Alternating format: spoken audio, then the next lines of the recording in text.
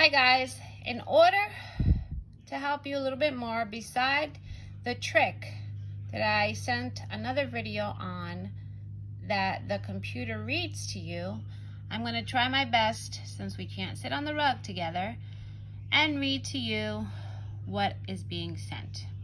This is Science Week 4, Day 3. The name of it is called Miss Johnson's Plant Experiment. Miss Johnson, a second grade teacher, reached deep into her canvas bag and pulled out 2 plants. She placed the plants on a table at the front of the room. She asked her class to gather around the table to look at the plants and describe what they saw. "They look the same," Helena said. "The leaves are green," Aaron added. "They're standing straight up," Lee noted. Miss Johnson asked them to touch the soil and tell her about it. "The soil is moist and it's dark brown," Mia observed. "The soil is getting stuck under my fingernails," Teresa said. Miss Johnson placed one plant in a sunny spot on the windowsill and the other on the floor in a dark corner of the classroom. She asked for 4 volunteers. Each volunteer was responsible for watering the plants on the windowsill once a week. Miss Johnson promised her class the plants would be part of an important lesson the following month. 4 weeks later, Miss Johnson brought the plants back to the table and invited the class to describe them again.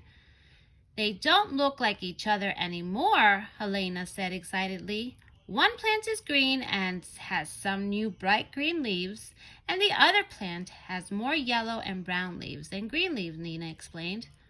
"One plant is standing straight up and the other one is bent over," Lenny added. Miss Johnson then asked the students to touch the soil and tell her about it. "It's moist and dark brown around this plant," Grace said.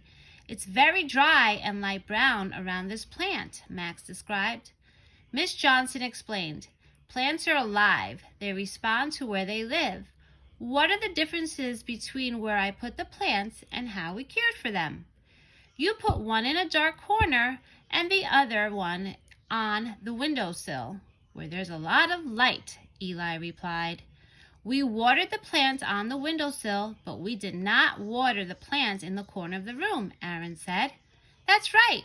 Which plant is growing and healthy?" Miss Johnson asked.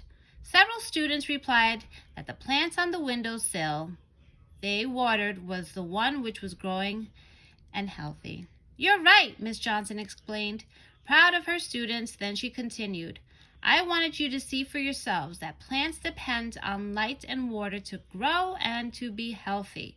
Did you know that plants breathe? They have little openings on their leaves that look like tiny mouths, but they are too small to see without a microscope.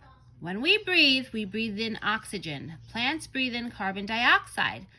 Plants take in carbon dioxide from the air and use it to build their leaves, stems, and roots. Plants also take in water.